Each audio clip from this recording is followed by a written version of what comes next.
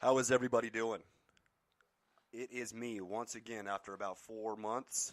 My name is Dustin Coyle, as you probably know. You're tuned in to Intelligent Thoughts, as I'm sure you know.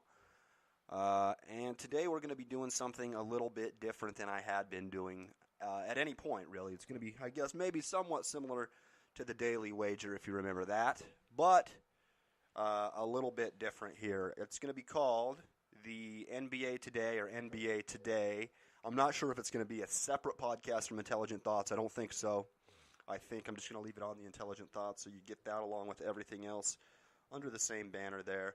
But it's basically going to be a Baseball Tonight style, Buster Olney style show about basketball. I don't know how many of you listen to the Baseball Tonight podcast. It's a great podcast. Basically, it's obviously during the baseball season. Buster Olney every morning just recaps a simple little 15 or 20-minute recap of all the day's games, the previous day's games, gives you the score, top players, anything terribly relevant from the game, and kind of just breaks it down for you so you can go ahead and get a nice quick listen and get updated on all the games from yesterday. Mine's going to be pretty similar here. We're going to be doing Monday through Friday, probably about 10 to 20 minutes or so, just wrapping up each game, giving you a little synopsis of what happened. Maybe you can listen to it on your drive to work or when you're working out or kind of whatever suits your needs and helps you kind of get updated on the NBA each day, whether or not you were able to watch the games the previous night or the previous day or whatever. Just a way to stay updated as best as you can. So, this is the inaugural episode of NBA Today. Without any further ado, let's start the show.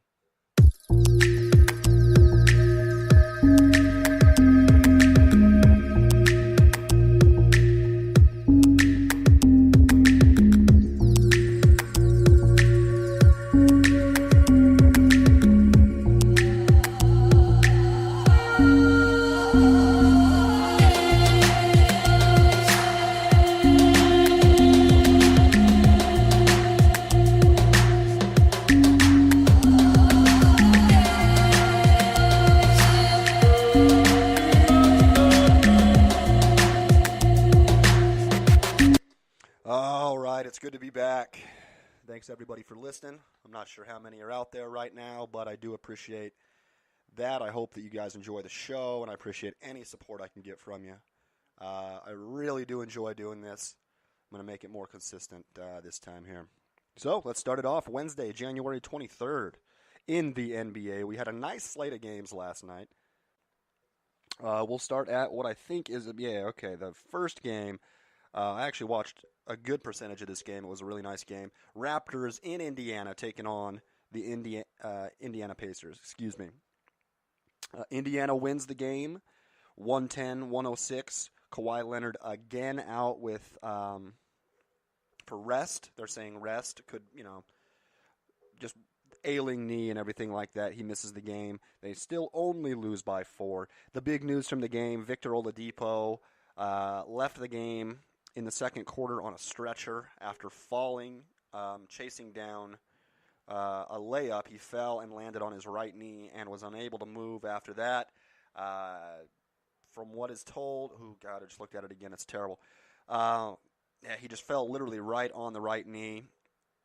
It looks like, his knee kind of collapsed and then he fell right onto it. That's a really bad injury, taken off on a stretcher. Obviously, the Indiana Pacers think that this is likely a season-ending injury. Terrible, terrible news for Victor Oladipo, a guy who has really stepped his game up over the past 2 seasons. Last year, people were talking about that he is actually better than Paul George. If you remember, Paul George was traded to the Oklahoma City Thunder for Oladipo and Domantas Sabonis, and last year the narrative was that regardless of both players, Oladipo one-on-one might actually be a better player than Paul George. So this is really, really unfortunate for Oladipo for one, and then obviously for the Pacers too. He's the best player on the team by a significant margin. I'm looking at right now, since the Pacers have had Oladipo, they have a .658 winning percentage with him and just a .389 winning percentage without him. Not even a playoff team without Oladipo. This season it's been different. They've played a little bit better, but not terribly bright overall. However, in the win, they get a few good performances. Thaddeus Young leads the way with 23 points and 15 rebounds. 33 minutes of action for him. Good game there. Darren Collison gives you 17 points, 8 assists. Miles Turner, 13 points, 10 rebounds, 16 for Bogdanovic. Domantas Sabonis, in just 14 minutes off the bench, gives you 12 points. I'm not sure why they didn't play him very much. They ended up not really needing him that much, but that's a really, considering they played, mainly small guys, I guess, but they did give a lot of minutes there to Thaddeus Young, more than double, and Miles Turner almost triple the amount of minutes there. It seemed to work out for him, though.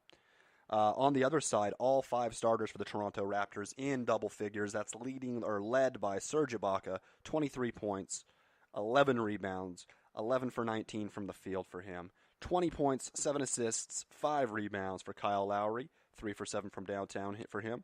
Siakam gives you 16 and 9 boards, and Fred Van Vliet rounds it out with 14 points. All right, let's move on to the second game of the evening. In Boston, we have the Cleveland Cavaliers, Kyrie's old team, obviously heading to Boston to take on the Celtics, his new team. No Kyrie, though. It looks like he had a rest night planned, and I don't blame them. There's not much of a reason to give the old team, much of a reason to try any harder than they are, especially being at home, especially a game you need to win. Boston does win the game, dominates the whole time. They were actually losing in the first quarter, but after that, it stretched out pretty heavily. They win the game 123 to 103.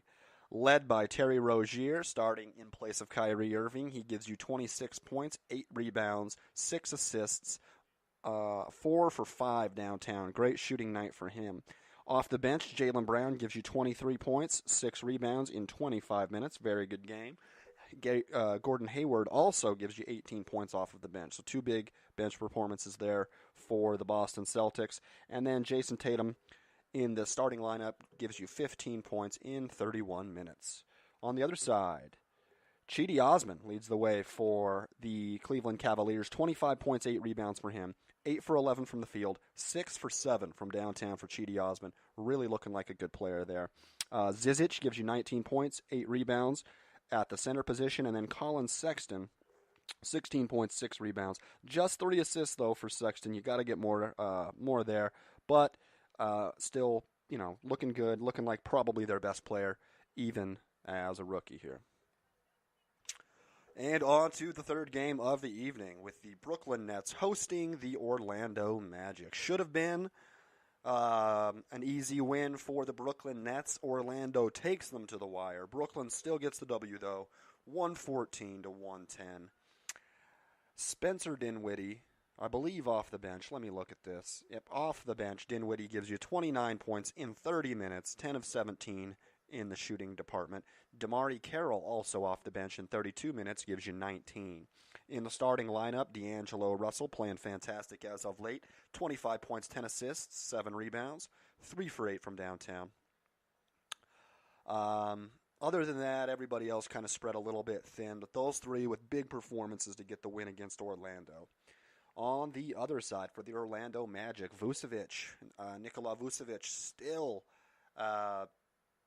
looking like a great trade asset. As a Lakers fan, I wouldn't mind seeing Vucevic in an LA jersey. He leads the way with 21 points, 14 rebounds, 5 assists. Just behind him, DJ Augustine with 19 points and 6 assists. And rounding it out, we have 16 points from Jonathan Isaac, just 10 points from Aaron Gordon. That's one thing. I think that Aaron Gordon really needed to take a step up this season. And at the beginning of the season, it looked like he was doing it. Right now, not as much. And that's, why Orlando is 8 games under 500. And that'll wrap that up. Brooklyn with the win once again, 114 to 110. All right, moving on. This was a fantastic game. This was, I believe, the ESPN game, the early ESPN game. I watched a bunch of this. The Philadelphia 76ers hosting the San Antonio Spurs. The 76ers win 122 to 120. They were down by, I believe, 8 or 10 points with like 3 minutes to play. Ended up making a nice comeback there. Fantastic win. Really big win at home for the 76ers after looking, for the majority of the game like they were going to lose. San Antonio looked really good for the majority of the game. Joel Embiid leads the way 37 minutes. He's got 33 points and 19 rebounds. Huge game for Embiid. Ben Simmons, another triple-double in 35 minutes, 21 points, 15 dimes, 10 rebounds. Who else? Off of the bench, Landry Shamet gives you 14 points in 22 minutes and 10 points for T.J. McConnell in 21 minutes. On the other side, San Antonio was led by DeRozan, 26 points in 37 minutes, 9 rebounds to go along with that. Rudy Gay and Patty Mills both give you 17 points. Patty Mills off the bench in that one. Bellinelli, 16 off the bench, 4 threes. Him and Patty Mills combined for 7 3-pointers on the night. Fantastic performance from those two guys. LaMarcus Aldridge, not his best game, 13 points, 5 rebounds, 6 assists. Overall, not the finest there on for LaMarcus Aldridge. And I guess kind of the main story from this game is that DeMar DeRozan, down by 2 points with, I believe, 1.1 seconds left in the game, was not in the game. He was on the bench for the final play of the game, which turned out they couldn't get anybody open to even get the ball, and just threw, and it was tipped by Ben Simmons and turned the ball over. Didn't even get a shot. I think that's because they were worried maybe about DeRozan, for example, shooting for range. They had Bellinelli in. They had a few other guys like that. But, I mean, still at the end of the day, nobody was even athletic enough to get open on that. I believe Bellinelli was guarded by Ben Simmons, much bigger guy. Ben Simmons forced that turnover there at the end of the game. DeRozan's got to be in the game. I don't care if he's not your best shooter. I don't care, if his style of play doesn't necessarily match what you're looking for in that situation. Now, this is the second time in 2 years that he was benched for the last play of the game. Just last season in the playoffs, I believe, while playing for Toronto, he was benched at the end of a game that they lost as well. Not a good look at all. For Popovich, for DeRozan, it's not really his fault. But yeah, bad look for Popovich. That's going to be second guessed and questioned probably for a little bit. And you got to kind of wonder what's going on with DeRozan. Why are people not liking DeRozan? Obviously, I mean, I think he was 2 or 3 years ago. I think he was like in the top 5 in scoring. Most of his career, he's been in the top 5 in scoring. Shoots a pretty good percentage. Not a 3-point shooter, but it's just interesting what kind of the downfall of DeMar DeRozan. It's been a little bit weird. All right, let's move on. We have the Atlanta Hawks heading to Chicago to take on the Chicago Bulls. Atlanta wins this game 121 to 101. Pretty much dominates the entire game. John Collins scores a career-high 35 points. Let me check out his line here. 14 for 16 from the field. 4 for 4 from downtown. 35 points in just 29 minutes for John Collins.